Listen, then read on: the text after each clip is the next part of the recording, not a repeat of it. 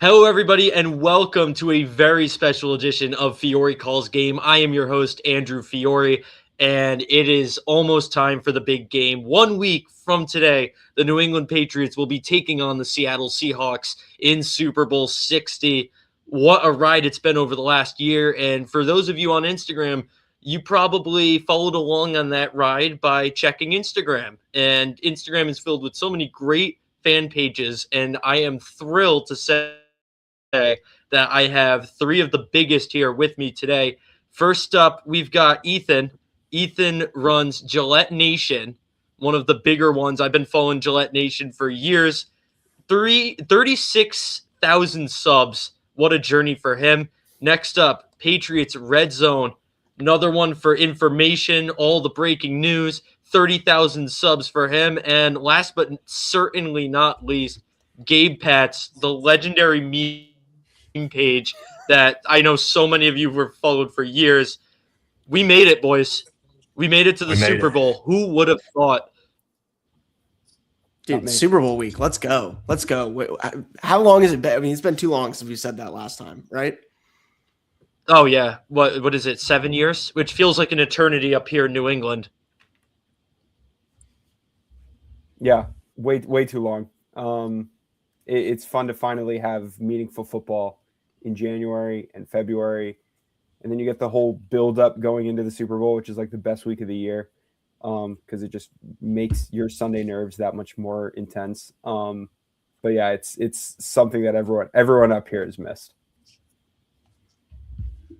Oh, absolutely. I went up to TF Green Airport today, saw the team fly out, and it was a cool experience. Whole big crowd of fans waiting in the cold. We saw Drake May board the plane with the boys, and the vibes are high, and I'm excited. They're going to be wearing all white. I know Pat's Unis is going to be watching this at some point. And Gabe, I got to say, a lot of this was you. They're wearing the white pants. You led the push for silver and white pants. Look how far we came, man. Yes, sir. This is what we dreamed of right there. Everything we dreamed of. Prophecy. Another Gabe prophecy for sure. How many of you guys had your channels start up within the last few years when the Patriots were bad? How many of you is having this be your first Super Bowl run? Yeah, this is mine. This is the first time they'd actually won playoff games since I started mine. And that's sort of I've been ridiculed that I was the reason why they kept losing. But yeah, my first year was 2019. They lost. So I guess I bandwagoned the whole game right after their last Super Bowl win. So hopefully I'll put those rumors to rest. Yeah, the Gillette Nation curse is not dead until we actually win a Super Bowl. But it has been nice because Ethan is, one of the newer ones. I actually I started mine right after the Super Bowl 49. So 10 years is how long I've been doing this. So I went through initially when I was starting my page, it was huge, the growth of winning all those games, all the playoff games. It was like we're just walking into the Super Bowl every year. And then it was like the middle ground of it when I finally got like a base following. It was like we started to suck. So great timing on the part of the Patriots, but it's really nice to be back because it's the most fun I've had managing a page in a long time. Gabe, how about you? Oh, so I started my page. Sorry, I actually can't hear Ethan or Grant there. Like, for some reason, I can hear you, but they're like completely mute. So I'm kind of just sitting here, like going along with it. But I actually started my page in November of 2020. So this was like right as we really were on the starting to just spiral there, because that was like right when everybody kind of lost hope on the 2020 season. And then for me, I think that was really like part of it too, is like the page kind of gave me a different perspective, you know what I mean, with the fan base and everything else, where it was like, okay, well, we kind of suck now, but at least we can have some humor out of this, you know what I mean? And I was able to kind of go about it that way. And then also I kind of just felt like I was just never somebody that could make like a fan page or anything like that, like someone who reports, just because I'm just not serious enough for that. Like, I'm just not cut out for it. I definitely think there's people for that. And I just I just feel like I was going to suck at it. And also there was already established guys like Ethan and Grant and a few others like Brandon, I feel like there was a million different like clones or like different little variations, like patriots.galaxy.nation underscore, you know, Gillette underscore end zone, red zone, whatever. And it was just like, yeah, dude, there's nothing I can do if I'm one of those guys. So I think a meme page was like, I didn't really feel like there was a meme page at the time. So I definitely wanted to kind of get in that way, you know? I definitely associate you with like the bad Patriots. That was like one of the few bright spots. Like I look forward to the No, moral victories, definitely. but Definitely it's the moral victories. And it was like, it was tough too. Cause like now that we're good, it was like, dang, I got to find a new way to post. Cause like there's nothing to clown on anymore. Like there's, you know what I mean? Like it was like so different, you know, I just got so used to being able to, you know, not like I'm, you know, intentionally like clowning or trying to like make fun of my team or anything, but it definitely like was that sometimes. So it was like, dang, bro, I got to find different ways to approach this now. Cause it's not like, like we're, you know, throwing the ball, lateraling it to the other team to end the game or anything anymore. Like there's like, you know, so it was, I like kind of found a different way to approach it, you know? I'm glad some of the classics have still found relevance. Like Patriots secondary has always been one of my favorites, and that one Absolutely. still pops up every week. But some of them aren't applicable anymore. Cole Strange was one Yeah. of my all-time favorites, and now Cole's Rip. on the Miami Dolphins. So, but you've Nightmare. adapted well. I appreciate that. Definitely. So yeah, the vibes are high for this team. What have your takeaways been from this playoff run? Because there were a lot of questions about the schedule, of course. I know we're sick of hearing it. But once they started playing playoff teams, it was an intense ride. So we'll go in order of Ethan, Grant, Gabe for all of these. I think it'll just be easier. So, yeah, what were your takeaways from the first 3 games of the playoffs? That they just were able to win. I think that was the thing. The last few years, they weren't able to win. This is the part where Gabe tunes out because he can't hear us. But we can say whatever we want about him, right? Yeah.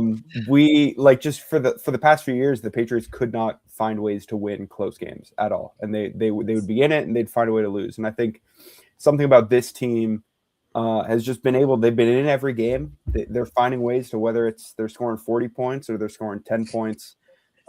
They're finding ways to win games. And I think that's the one thing that stood out is playoff games haven't been pretty, especially on the offensive side of the ball. So I think it's something that they've been able to sort of rectify from the last few years is they're winning games regardless of how it happens. That's ultimately the most important thing.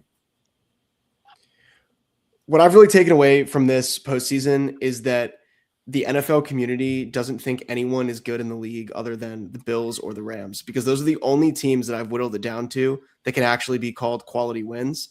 And I was really thinking about it this last week about how everyone's schedule is kind of getting picked apart. I know we live in the space where we hear about it with us, and now that we're in the Super Bowl, it's this big deal. But every single team, like even the Seahawks, like you look at their schedule and it's like everyone thinks no one's good.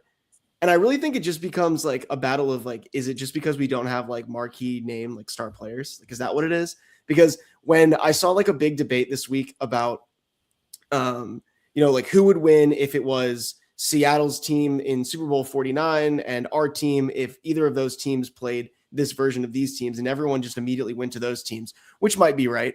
But I think it just comes down to there's no Richard Sherman. This is all new blood. And I feel like we're now seeing this like next era of football, whether it's the Patriots or us. Like it's not going to be this AFC.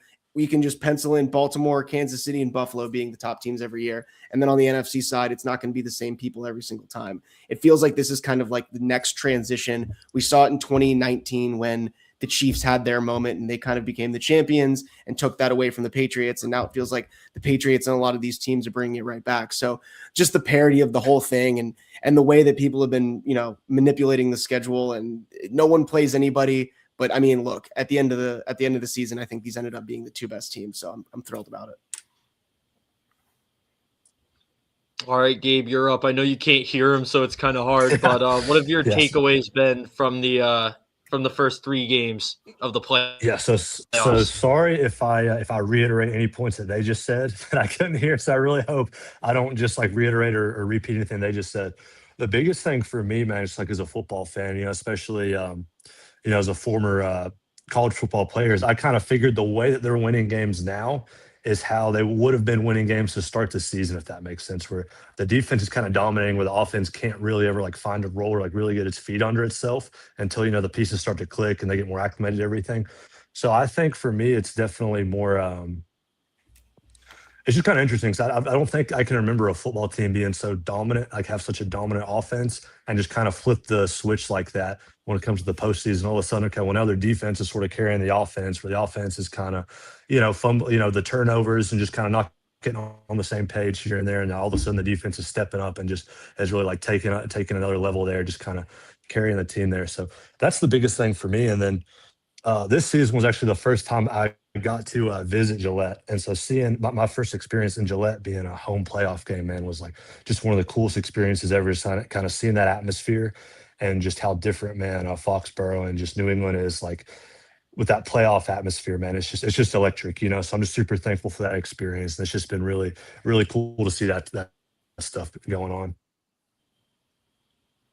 Yeah, you took a lot of the words right out of my mouth. All season long, the talk had been the offense, rightfully so. Don't get me wrong, but this defensive unit kind of fell under the radar, and all of a sudden, when you're playing the top 5 defenses in the league every week in the playoffs, your defense starts to matter, and that's how they've been winning their games. I mean, no game showed it more than the Broncos game, and as we proved last time we won the Super Bowl, the defense matters. It doesn't matter how good an offense is on paper. If you have a good defense, that's what's going to win you the games. And no one seems to care. They kind of just see Drake May make some mistakes here and there, and then especially against the Broncos, not do too much. And all of a sudden, all context isn't necessary anymore. And it's just, oh, look, they only scored 7, or they only scored 10.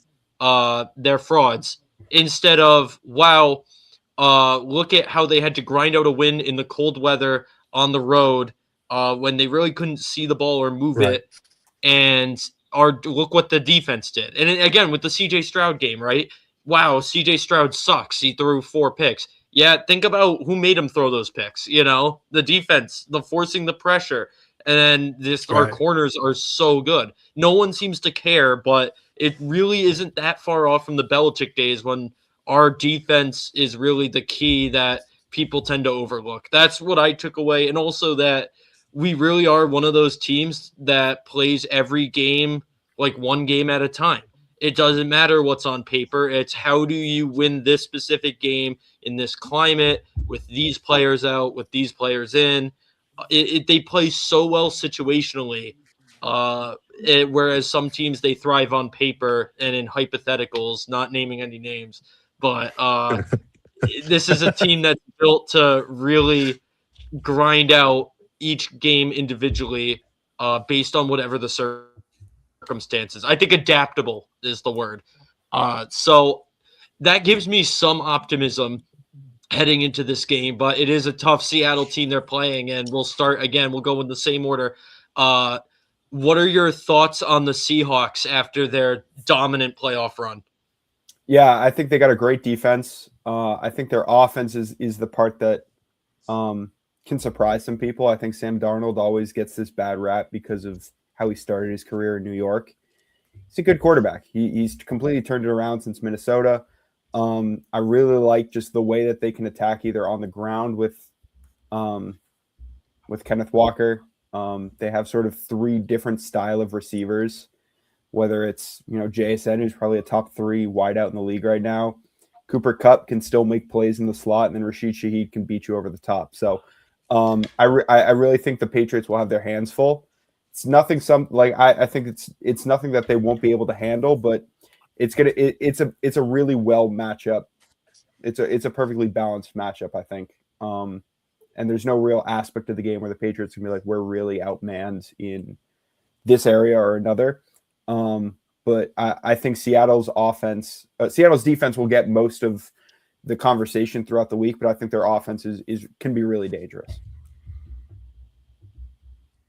Yeah, I think Ethan nailed it with the offense and defensive thing. I think it's the best team that we've played all year, and that's probably not a surprise, right? That's why they're in the Super Bowl. That's why we're in the Super Bowl. But one thing that going into the playoffs, when you're making your bracket, you're looking at like, oh, what's the matchup's going to look like? And I was like initially thinking, wow, the Seattle defense could really be a mismatch for the Patriots. But after what we just saw, I mean, how much worse can it get on the defensive side for the Pats? Like they've seen it all. They should be completely used to whatever Seattle's going to throw at them defensively. They've won the type of games that's whether it's score a lot of points in shootouts earlier in the year, or whether it's going to be defensive games like we saw last 3 in the postseason, or even Houston where they kind of put up a lot of points toward the end. But really, I feel like the game comes down to quarterback versus quarterback, which is what most Super Bowls do.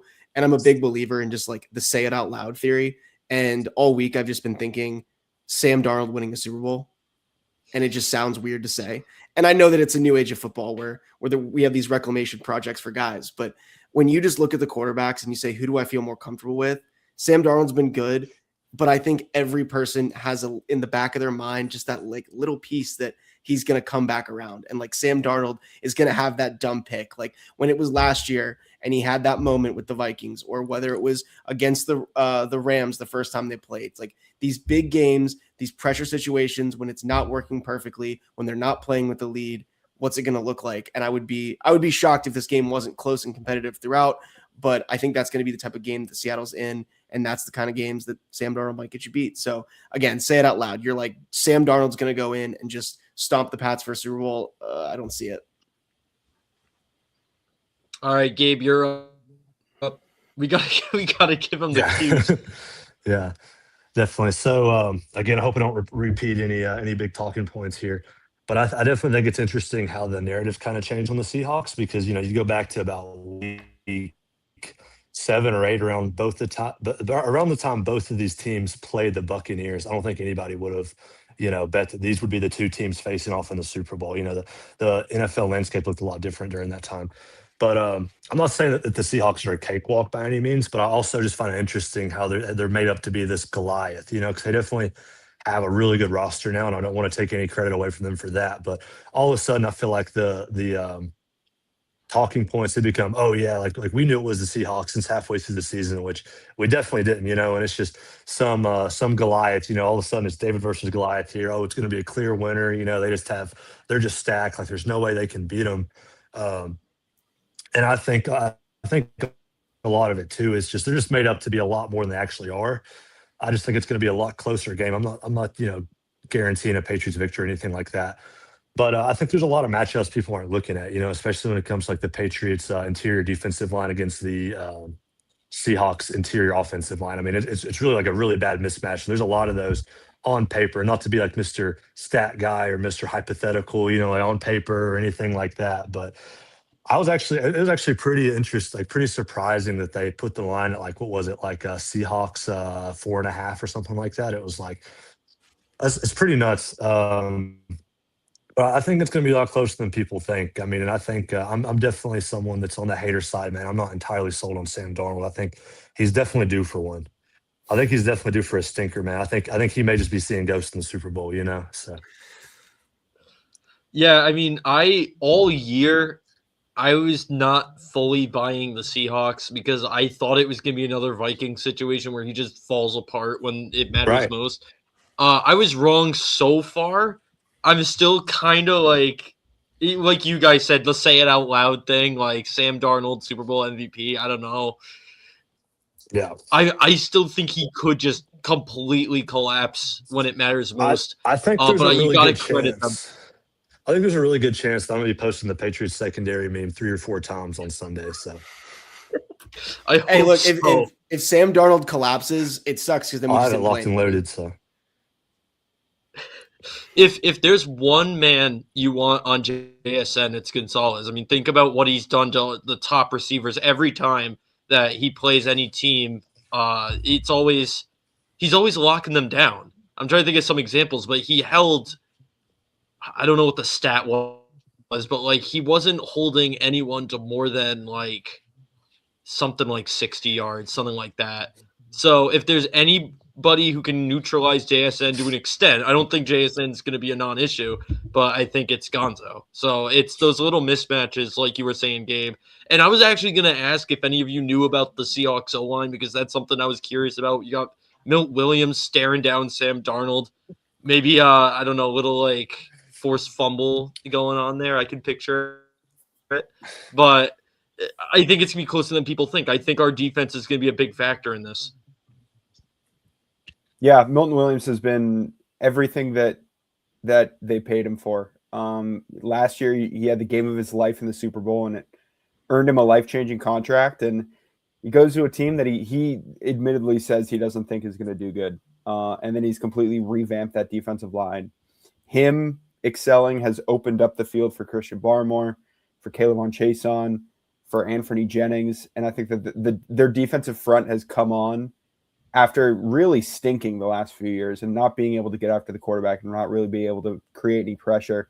Milton Williams has really created a really good defensive line that I think can cause some pressures. And and we've talked about it for this whole thing. Sam Darnold can have those instances where he sort of crumbles and falls apart. And I think a lot of that is started when the offensive line sort of crumbles with him and the defense applies some pressure. It's going to start with Milton Williams. I think that this is the game that you paid him $150 million to be here for.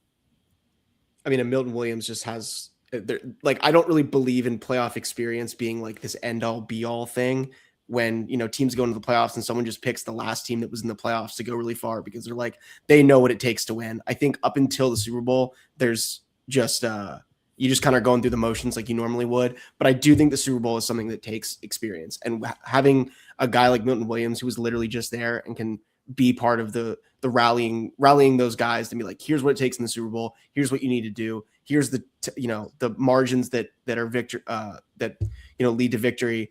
One thing about the Seattle O-line, and nobody I think is going to pretend to be some like offensive line expert here with any team, but I will say with Seattle, two big pieces of their offensive line that we've heard about all year, Gray Zabel and Charles Cross, super young guys. Obviously, you want young guys in your offensive line, but I just feel like there's like a youthfulness factor where they just like big moment, the same way we talked about with Will Campbell this year. Like you love it. You love having a 23-year-old up there, but then all of a sudden just comes crashing back down. So I like we've been saying, there is all of the keys here for the Pats to just jump on them and flip this whole thing from like this dominant Seattle, this dominant run game, this defense that, has been shutting everyone down. I feel like the Pats are as primed as they possibly could be to be able to flip this thing.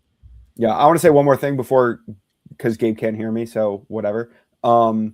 But I think there's a really good video of Bill Belichick talking about Super Bowl 51, and he says how every day is the same day when it comes to the regular season, and you just sort of get used to that. But the Super Bowl is just sort of a long, exhausting, mentally draining day because of all the stress that you have. Milton Williams has that experience in going through it. I think the biggest thing is Josh McDaniels, and he has been in Super Bowls almost every year since he's been here, and winners of 6. I think it helps when you have someone that's been through this whole process and the whole media circus that is has now been. This is week 2 of 2. I just wanted to throw that in there. And Vrabel. And Vrabel is a player as well. Yeah. Vrabel is a player. And then, all the guys, we think about like even Matt Collins, right? Wasn't he on that Eagles roster? Yep. Carlton Davis.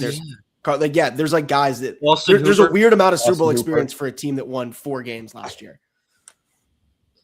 And I was actually going to say, Vrabel talked about that a lot this week. He was saying, like, this is going to be a long, exhausting week, especially if you've never done it before. So I'm bracing them for that. He was, like, working that into this week's practice, longer timeouts, longer halftime, stuff like that you don't really think about until you actually play in the Super Bowl. So to have that experience on the coaching front, I think that's a great point. It's really important. And I don't know how y'all are going to feel about this, but I've been a huge Josh McDaniels guy. I wanted him back desperately after the coaching hire. I know that he's got some critics, and he had some especially. But when he was struggling in Vegas, I was thrilled because I knew he'd come back home. And look at what he's done with Drake May. And I think that's going to be a big factor. Our O-line scares me. I'm still not sold. That's our biggest weakness, and that's going to be the difference if Seattle does win. hoping for a big moment for Will Campbell, but I've still got some concerns there on the front five. I don't know how you guys feel about it. Yeah, definitely. I feel like part of it for Will Campbell. I mean, I feel like the entire rookie class as a whole has definitely kind of faded out through the playoff run there. But I feel like with Campbell, at least you can kind of give him benefit of the doubt with where he's coming off that injury and everything. So hopefully that 2 weeks leading up to the Super Bowl gives him time to kind of get his feet back under him, and hopefully we get like a different version of him that we haven't seen. Also, I kind of like the matchup in the Super Bowl as compared to he was going up against Will Anderson and Nick Benito. So I definitely feel like he's definitely not a cakewalk by any means, but I feel like it's a much better matchup for him come the Super Bowl. Yeah, that's another point. I mean, this is actually going to be the worst defense we've played all postseason based on the rankings, because we played the number 1, the number 2, and I believe it was the number 5, and then Seattle's 6. If Not I remember according to correctly. Twitter, though. Twitter, every week Twitter says, "Oh, now they're facing the number 1 defense. Now they're facing the number 1 defense." So it's just, every week apparently it gets harder and harder. Which, again, not to discredit them, they're in the Super Bowl, but it's like, all right, I don't feel like Seattle's the team. I don't feel like their defense is any harder than the 3 teams we just played. So. Particularly Houston. I mean, like you said, Benito Definitely, and yeah. Will Anderson. Benito was last week. Will Anderson. That whole unit was nuts, and I heard a lot of people saying if we beat them, we're going all the way. So right, and we're not playing in the snow or the rain either. So that's definitely something I don't think enough people are talking about. Exactly. That's why I'm not as worried about Drake. It wasn't pretty last week, but he did what he had to do, especially on his legs, and he's going to be facing, again, the worst of the 3 defenses he played so far, and no elements.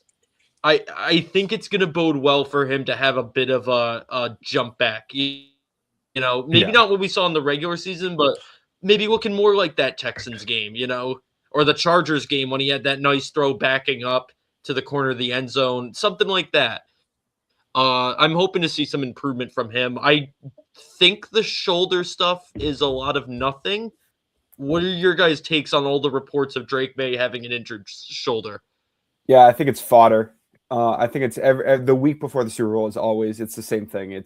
There's the story about someone's arm or someone's foot or someone's Brady's hand and Brady's hand, like yes. and it's just at Brady's foot in the Super Bowl in 2007, or that might have been 11, but point stands. I think it's clearly he's dealing with something. Clearly everybody's dealing with something because it's game 21 of a season, and they've been practicing pretty much continuously since May. Obviously he's gonna be banged up. I just think it became more of a story this week because someone online pointed it out. But Mike Vrabel said there's no concern about it. They said he would have practiced if he wasn't sick. So I think it's a whole lot of nothing. I think if we get to this week and he's still not practicing, that's probably more of a concern. But they basically, I'm sure, are treating this just like an extra bye week for him. And it's the most important position right now, and his right hands and right arm deserves the utmost care from the team medically going into the game. So I'm not buying it. I'll take it one step further and say not only am I confident, I think Drake May is going to shred this game. And I feel like Seattle's defense is obviously really good. We say the word worst, right? And that's still the 6th best defense in the NFL. So they're really, really good. But up until this point, as Gabe mentioned, we have played in like freezing temperatures, a literal blizzard, and then half of a blizzard against Houston. And that has clearly been a reason why the offense has been stalled out in some of those moments. I know in the first half of the game against Denver, it took a while to get going, but eventually, what was the 9-minute drive they led? Like, the offense was able to put some stuff together at some points here. I think in perfect conditions, we're going to result back to what this team has been all year, and it's been Drake May's team. I know that the whole postseason, all of the narrative has been, this is a defensive-led team. Drake May is getting kind of walked into the Super Bowl. He's just being a game manager. That's just not been the case for the entire season. And I think Drake May is going to be – he has to be. If you're going to win a Super Bowl, you can't just win it off the back of poor or average quarterback play. It's going to be Drake May. He's going to have to be the Drake May that we saw all season long if we want to win this game. And I fully believe that he's going to do that. Yeah, I agree. I agree. I think it's going to be much easier. In some way, I'm glad the playoff run went exactly how it did. It was ugly, but it was what they needed. They're now battle tested, you know, more so honestly than some of the past Patriots playoff runs. It used to kind of feel like they would just cruise to the Super Bowl. This has been a war every single snap, and I think that's what they needed to prepare for this. Gabe, do you have any thoughts on that? Yeah, I mean, I feel like they were saying at this time of the year, everybody's kind of banged up. But for real insiders like me who kind of pride themselves on honest reporting, you may have noticed if you were dialed in that Drake actually raised his right arm exactly 0 times today at the send-off rally, which means it's definitely Josh Dobbs' game to lose. It's wrong. It's wrong. He did raise his right hand. No, I think it's really just a nothing burger. I'm not sure who to believe here. I think it's just the media just needs a talking point. So Gabe I know Ethan was there. Gabe watched it online. Who's to believe? I can confirm. I thought I saw Gabe wearing a full cast. I don't know how nobody noticed it. Right arm up. How many degrees? How many degrees up did he get it? We'll find out. I don't know how y'all didn't notice the cast. Ooh, yeah, it's clearly yeah. I don't know. He's writhing in pain with his head down. Sounds like something that needs. And I don't know if you guys saw. As soon as he left the stage, athletic trainers immediately tended to him. So 2 to 6. He was wincing. Tommy DeVito might get some snaps if Josh Dobbs isn't up to it. But yeah, I agree. I think Drake's going to improve. That's the biggest question mark, really, the offense. And we're seeing them under the most pressure they could possibly be under. So they survived that test. Vrabel believes in those guys. I think all of New England believes in those guys. Except for the O-line. I don't know. Mumford and Sons isn't cutting it for me, but well, it's one of those things. It's one of those things where you just have to wait and see. Do you guys have an X factor of the game? And we'll go in order again. I think it's going to be one player. Yeah, I'll just say Marcus Jones / Rashid Shaheed. I think there's going to be a defensive / was that actually yours? Yeah, that was good. I think there's a defensive / special teams touchdown. I think there's gonna be that's just the way that this game is gonna go. And it's either gonna be Rashid Shaheed or Marcus Jones that's gonna have a return touchdown. I'm convinced of it. But if I had to pick someone, I won't even take someone else. But I think it's Marcus Jones, Rashid Shaheed, special teams in general. But I think a team scores 6 on special teams. I was going to say, really, I think it comes down. One of the biggest factors has been Carlton Davis all year. And whoever that number 2 is going to be, I think that JSN's going to get his, but there's going to be moments where the Patriots have him figured out. They've got the focus on him. And it's how good is that second, whatever that second receiver is, whether that's going to be Shaheed or someone else or, a tight end, like whatever that second option that is going to be. Because a lot of what we know from the Seahawks and a lot of we've seen from Sam Darnold, all these reclamation project quarterbacks is that they are, I'm going to really try to describe eloquently what a system quarterback is, but like they thrive in like just this, I know where the ball's going. Like we all saw the play, right? Where they put JSN in the backfield last week, he rolls out, it splits those guys. It's like, obviously the focus every week is that we know, like they know JSN's going to get open, but it's just this scheme and Kubiak's great at it, but just when the scheme isn't working, what is going to be the second option, and can whatever our second option, their second option, that's going to be the battle. Gabe, how about you? Who's your X factor? So real quick, you'll have to tune me in as to who they just said, because I definitely don't want to double down on either of their guys there. Okay, they were both gonna say Marcus Jones or Shaheed, and Grant kind of talked about how it's whoever Seattle's second receiving option is going to be, and our second receiving option is going to be because Grant was saying when JSN isn't open, what is Darnold going to be able to do? Oh no, definitely. So I was actually thinking along those lines. I actually had 2 X factors. So thinking along those lines, Carlton Davis is what's he going to do? Is he going to be matched up on Cooper Cup? What's that matchup going to look like? The other matchup I don't think anybody's talking about is actually Travion Henderson, because he's been super quiet through the playoffs. But outside runs seem to be Seattle's biggest weakness, actually. So I'm thinking if they could, we've seen a lot of those home runs get hit with Travion Henderson on the outside, going outside of the tackles, not necessarily these, draws where he gets -2 yards up the middle or anything like that. If they can get Travion Henderson in open space, man, I'd definitely like to see it. I think he could definitely have a big game against that defense.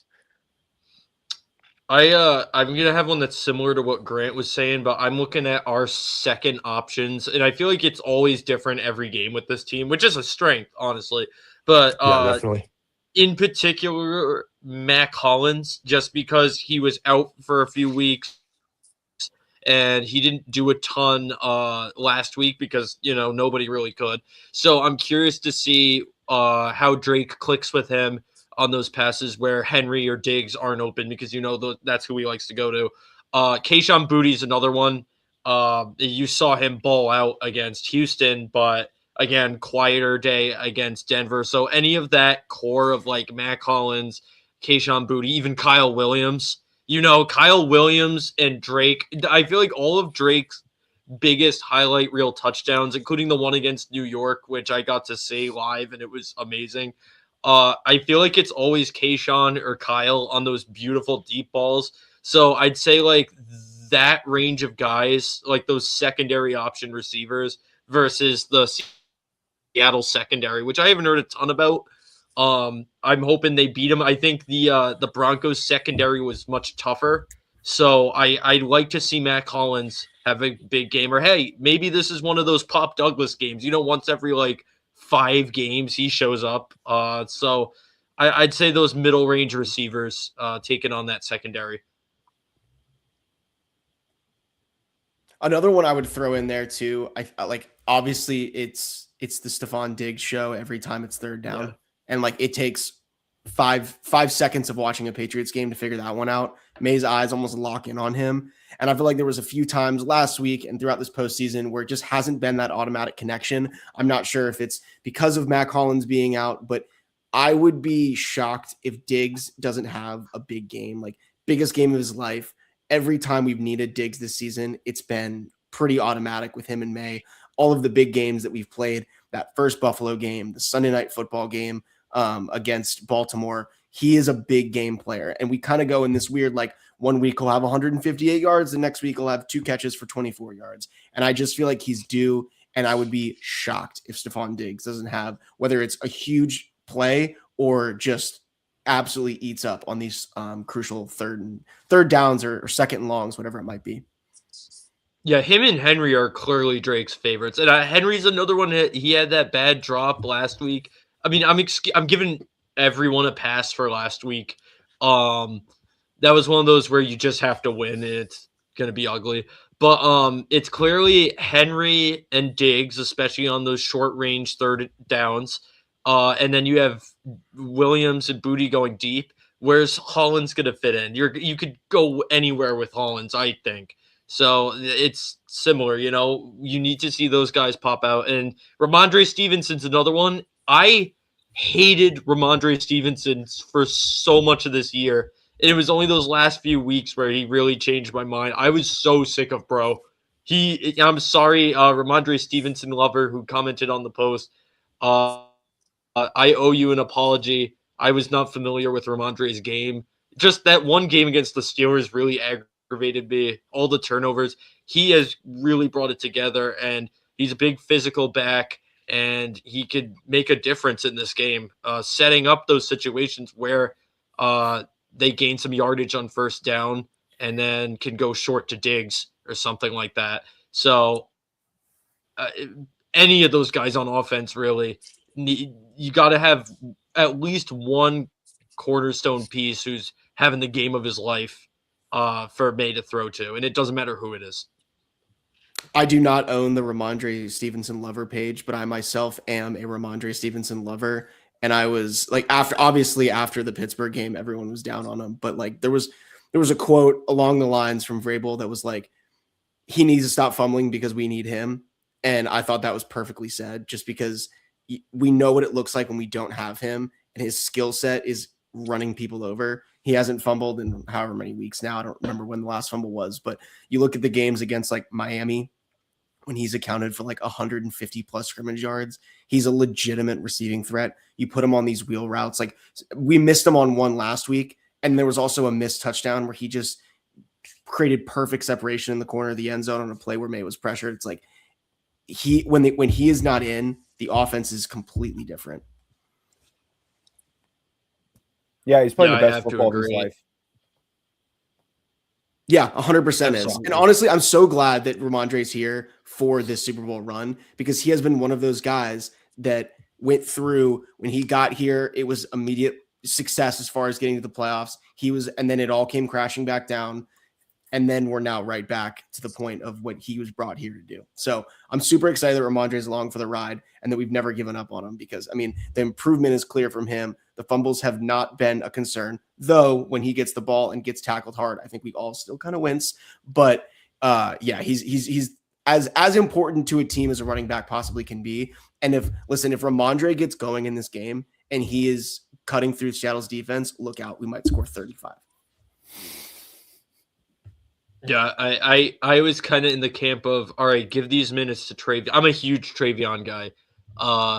But it went to the point where I was like, why are we still playing Ramondre this much? I think I also kind of associate him with those bad teams and just the turnovers. And I'm really proud of him for just how much he stepped up. He changed the facet of his game that he needed to. And he's, again, like you said, playing the best football of his life. And it's very important in a game like this. And he's going to be key, because if he can't move, the whole offense won't be able to move. And how about the fact that Drake can just take over with his legs too? And in situations where nothing's working, at least you have that, which is what worked and what sent us to the Super Bowl. So Drake's going to be pretty important on his legs. Do you think Seattle's going to adjust to cover that? How much do you think we're going to need to rely on Drake running the ball? Yeah, ideally you don't rely on it. Ideally it's something that's sort of used just as a complementary aspect of his game. And I think that it's something that you dial up a few plays here or there and it helps. Worst case scenario, like, you don't want to be running Drake 20 times a game. I think it's something that you sort of use as a break glass in case of emergency, or, hey, 3rd and 3, we haven't done this in a while. Let's have a little bootleg here. So it's something that I think that they'll use sparingly. But I think that once you get into a situation where if Seattle's defense forces Drake to run the ball over and over and over again, I think there's going to be some issues. We really don't see it as something that's like designed either. Like, most of the time when we see these Drake runs, it's not, oh, he's, on some read option. Very, very rarely do we see that. Even the one that was designed kind of to win the game last week was more of a decision between him and McDaniels.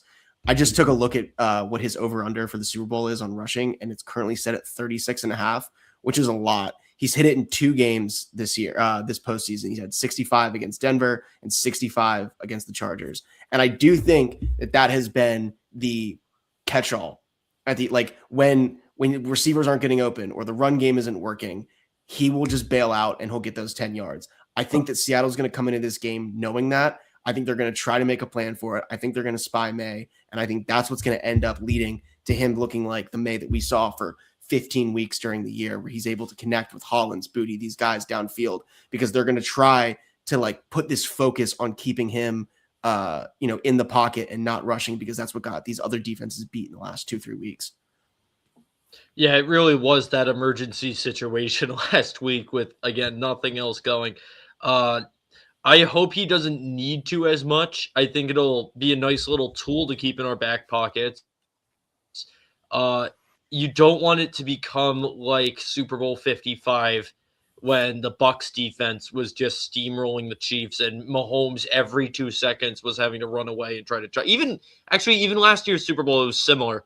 Both of those Mahomes had to just escape and try to make a hero play, which he couldn't do every time. So you don't want it to be one of those situations. But with how well he's done against these tough defenses, I don't think they'll need to get to that situation.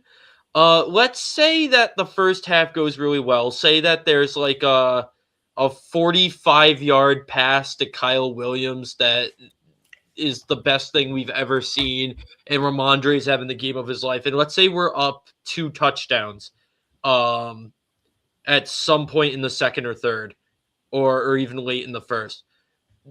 Does it concern you? Would it concern you given how the Pats have had this tendency to get complacent once they're up?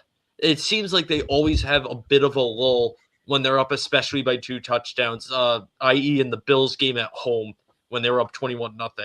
Would you be nervous in that situation? What would you want to see them do to protect the lead better?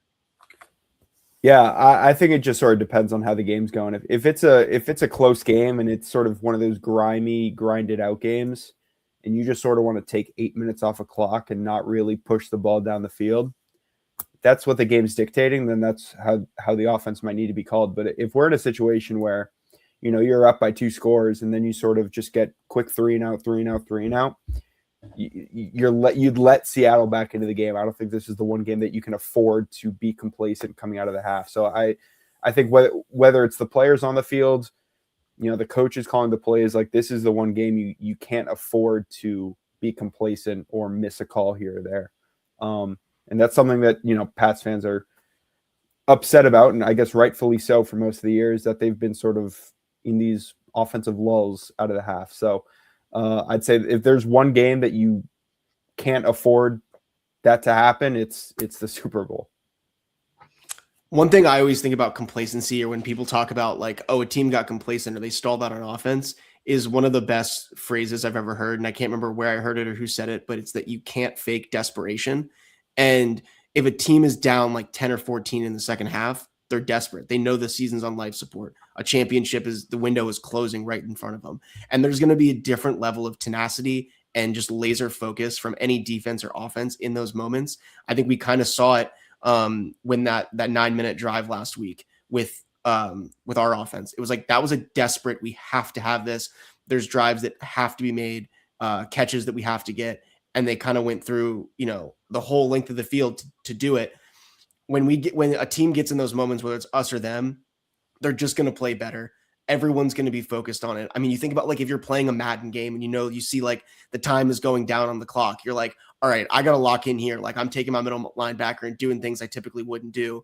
It's the same idea in anything. When a team's down 3-1 or 3-2 in a NHL or NBA series, the game planning is tougher. It's just a different story than when you open that game and the nerves are being settled. So I think that complacency is hard to avoid just because the other team will always do exactly what is needed to make you look complacent in those moments, because it's a Super Bowl. These teams are good. Yeah, no, I'd have to agree. We've been in that situation in Super Bowls, needless to say, both 49 and 51, we were playing from behind, and we're going to see what these guys are made of really in those situations. We're definitely I feel like we're simultaneously a team that starts slow and a team that slows down around halfway through. We live in those last minutes of the first quarter and the first minutes of the second quarter, I feel. That's like the time when you want to see those big plays. And then we kind of wake back up towar's the end of the third and beginning of the fourth. That's so spot on. I think the second half thing with May, like there's been a lot of like clutch numbers on him and like, is he clutch, you know, game winning drives, like when we rarely have played very many close games this year. I think him before the half has been nearly automatic at points in the season, not so much in the postseason, but he has been so good. And the whole offense, play whoever, they have been locked in before those halves. So if we have the ball and we got to go get points before the half, I really like our odds. And I do think that's probably a swinging factor in the game. Absolutely. I mean, I think about the Bucks game. Like every week, it seemed like they go down 7-0, and you know, to start the game, the defense gives up the touchdown, and then we go 3-0 or something, and then all of a sudden they're firing on all cylinders and they're clicking. Then they get complacent before locking in the fourth. That's been the pattern. You need to see a little better than that, but we'll have to see what Seattle does. It's a big question mark. What are they going to look like to me? Because this is also, keep in mind, their first game of the postseason not at home, and they have one of the biggest home field advantages in sports, which is a double-edged sword, because then what are they going to do on the road in those pressure moments? And I watched a little of the NFC Championship game, and I was rooting hard for LA because I would have rather played LA, to be honest with you. But they weren't the dominant force, the Seahawks, that I thought they would be after the Niners game. They had their flaws here, and they really let the Rams hang around more than they should have. That game was a little too close for the mistakes that were made. So the fact that they regressed after that whooping of San Fran is encouraging. You had them playing two teams that they had already seen twice in the year. Now they're going to see someone they haven't seen. They're not going to be at home and comfortable. What is that Seahawks team going to look like? That's the big question. Yeah, no, I think you hit on it. And it's really like, what Patriots team are we going to see? Are we going to see the offense that, struggles to move the ball? Obviously, you take the weather aspect out of it, but there are times during the Chargers and Texans game where they weren't really moving the ball as well as they had been.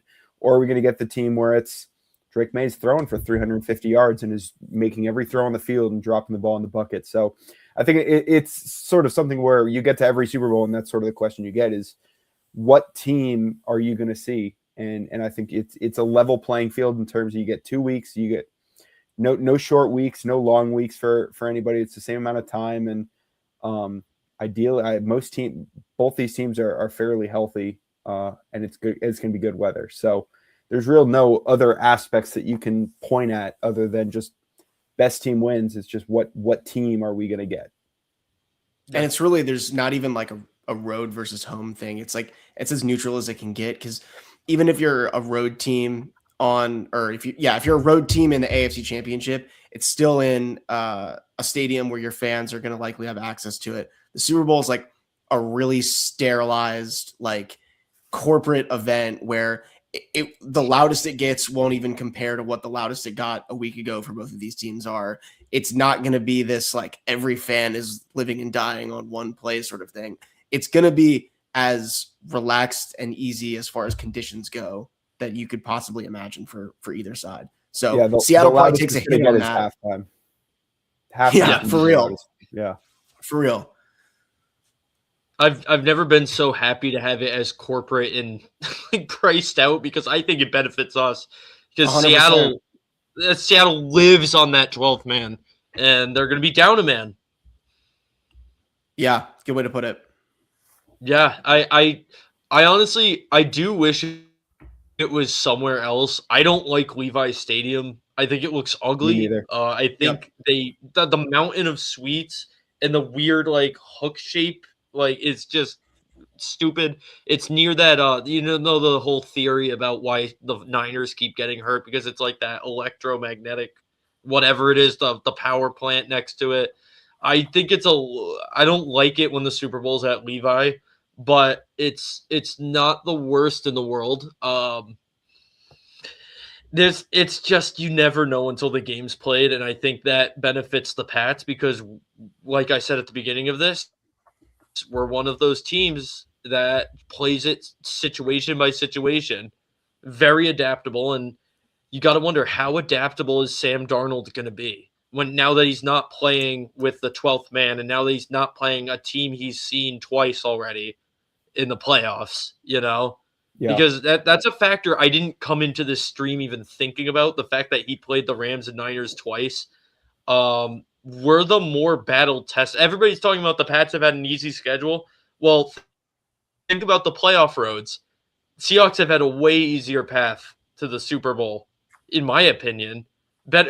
Casual fans will look at the quarterbacks and be like, oh, well, they played Purdy and Stafford, you guys had injured CJ Stroud, Herbert without an O-line, and then Jared Stidham.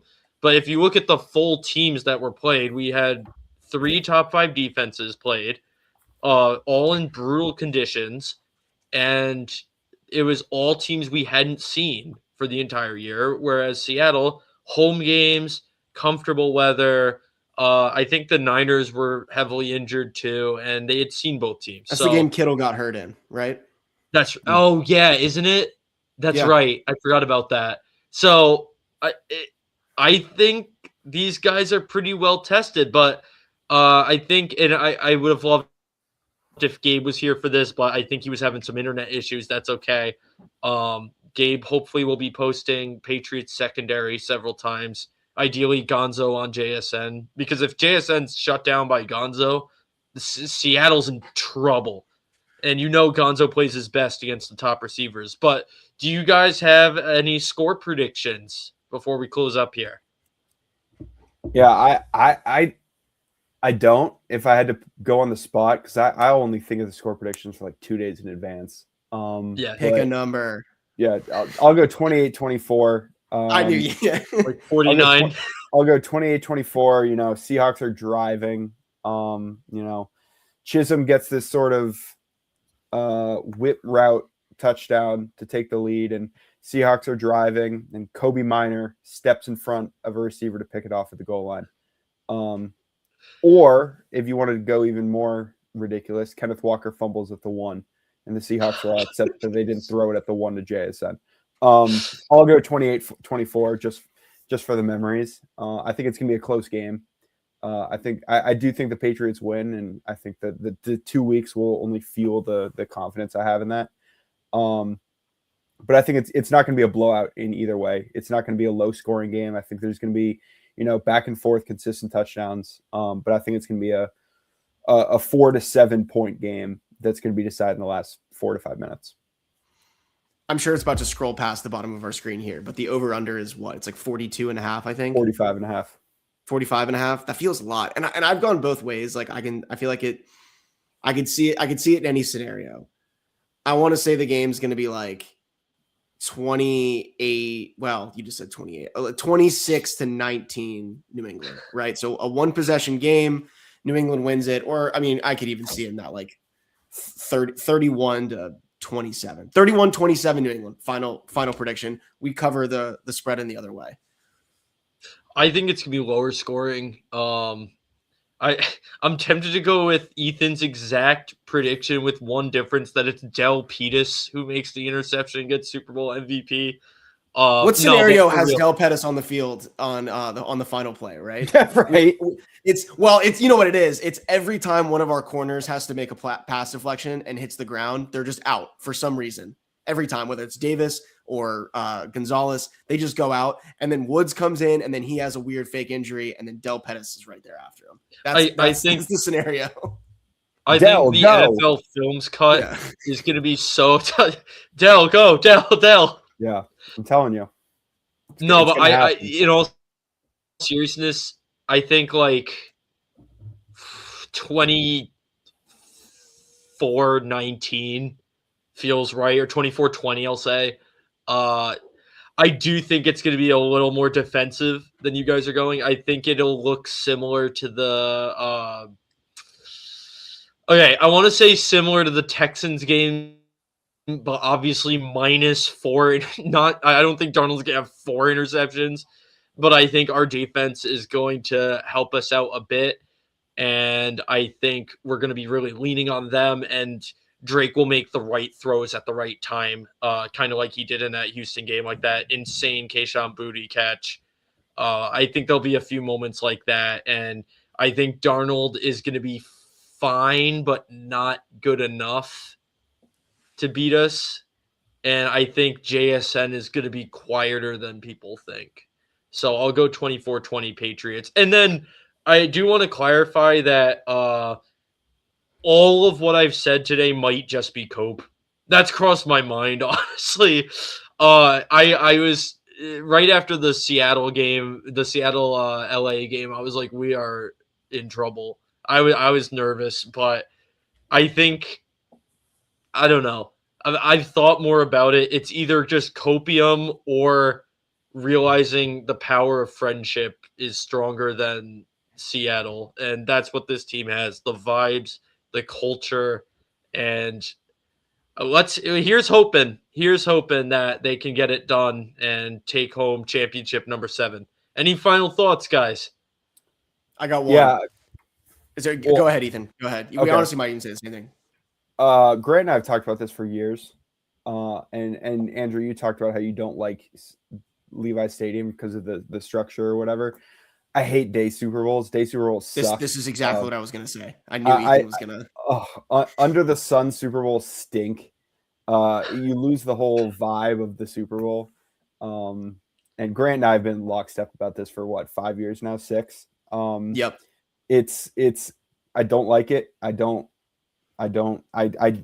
like seeing highlights or pictures from the Panthers Broncos game when it was there.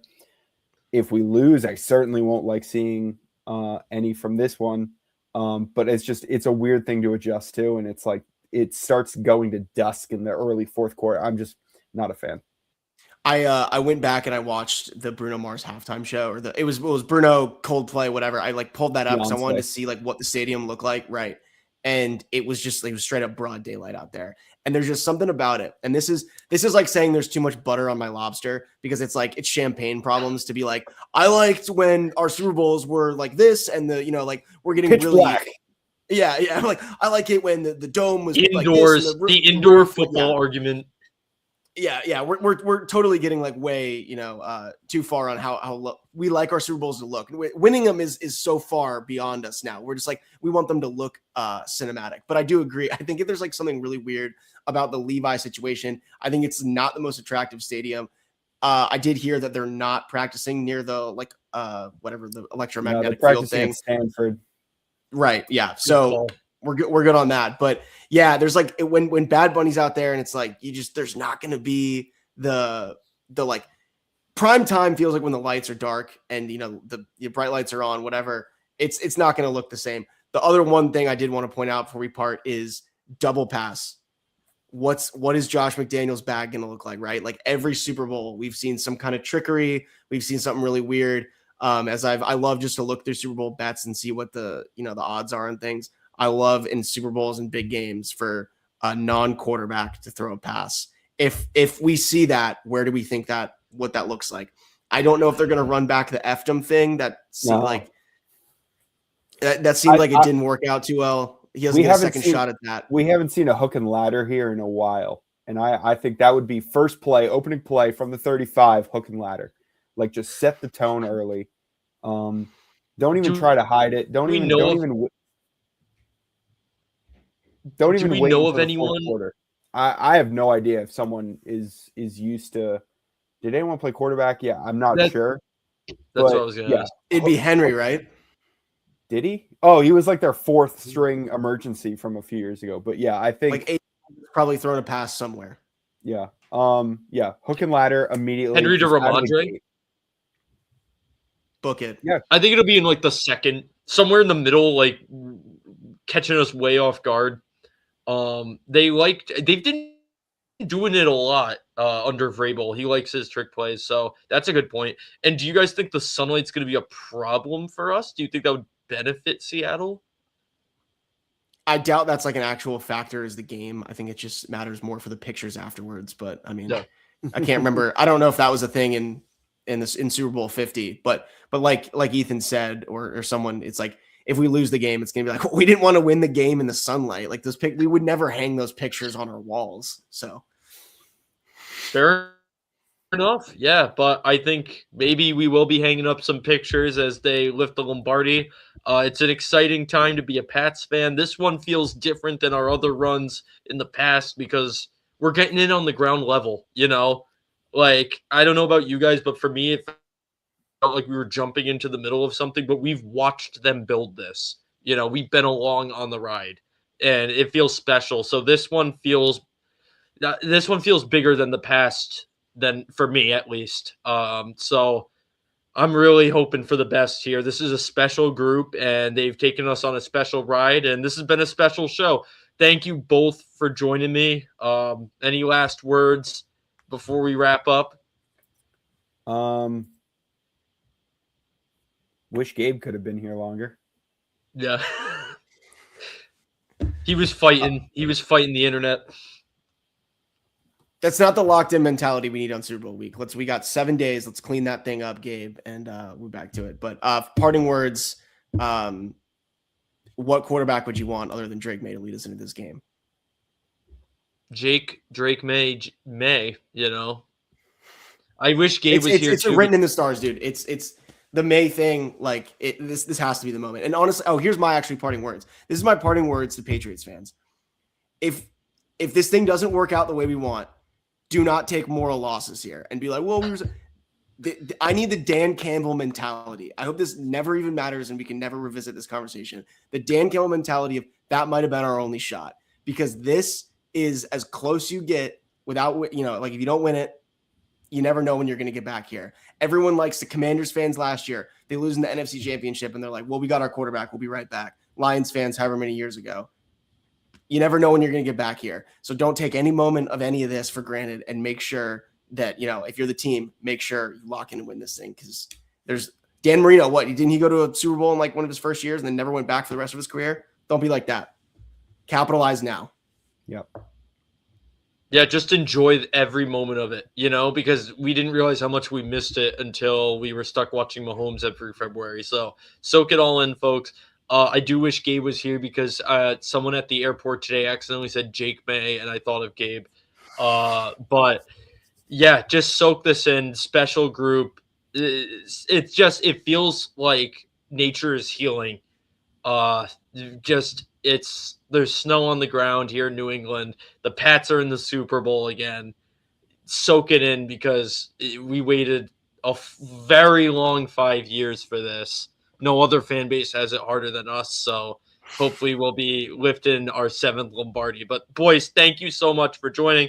Folks, you got to follow Patriots Red Zone, Gillette Nation, and Gabe Pats. This was awesome. I appreciate you guys coming on, and if you ever want to collab or something in the future, let me know. But yeah, I'm looking forward to seeing all your stuff Super Bowl weekend and get those graphics for a championship ready. But thank you guys. Thank you everyone who watched. Go Pats. Stay tuned on my socials to see who's coming next. I've got some stuff in the works, but this was one of a kind for a one-of-a-kind team. But that'll do it. This is Fiore calling game.